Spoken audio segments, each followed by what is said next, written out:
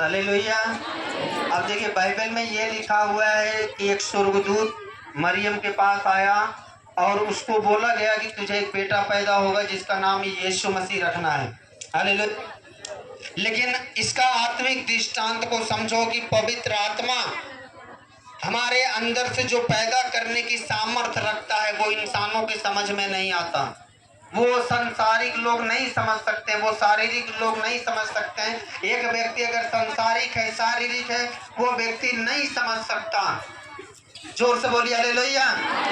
आप बताओ कि ना तो मरियम को समाज ग्रहण करता, ना लोग ग्रहण करते, और मूसा की व्यवस्था भी थी कि ऐसी औरतों को पथराव करके मार डाला जाए, जो व्यभिचार में पकड़ी जाए, जो दूसरों के साथ में संबंध बनाते हुए पकड़ी जाए। जो कि स्वर्गदूत ने कहा था कि ये परमेश्वर की ओर से एक बच्चा पैदा होगा, और ये लड़की, ये औरत बोलती है कि मैं परमेश्वर की दासी हूँ, मुझे जैसी प्रभु की मर्जी हो मेरे साथ में हो, कोई टेंशन नहीं। हालेलुया। आप जानते थे जान जाने का खतरा था, मरने का खतरा था, बेइज्जत होने का खतरा था।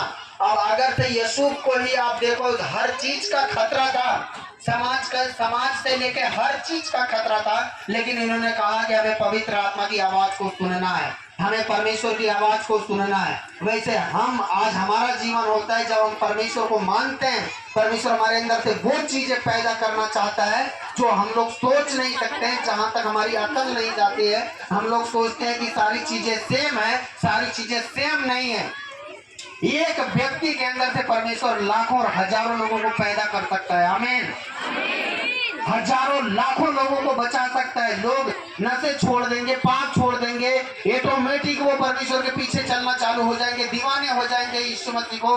हजारों लोग, आप बताओ 2018 से 2023 तक, अभी तक 5 साल अगर से हुआ है, मान लीजिए 2017 में मान लीजिए हम कोई चाहते 2018 19 अप्रैल को यहाँ पे चर्च चालू होता है।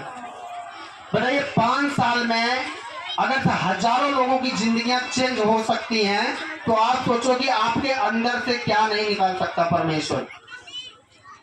जोर से बोलिए हालेलुया।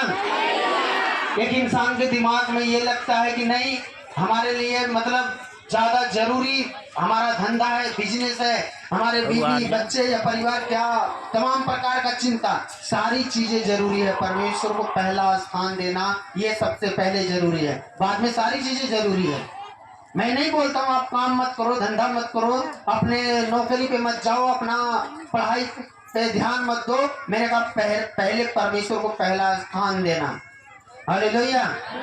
आप एक बात मुझे बताओ कि मरियम एक ऐसी लड़की थी जिसने ये चीज कैसे वो ग्रहण उसने कर लिया। स्वर्गदूत उसे अकेले में मिला था। एक लड़की कैसे ये बात मान सकती है कि ठीक है, मैं परमेश्वर के वचन के अनुसार जो कुछ परमेश्वर की मर्जी है मेरे साथ में हो, मुझे बदनामी का टेंशन नहीं है, मुझे मोहल्ले का टेंशन नहीं है, मुझे मूसा की जो व्यवस्था है मुझे मार डालेंगे उसका टेंशन नहीं है, कोई गम नहीं है। वो खड़ी हुई कारण क्या है?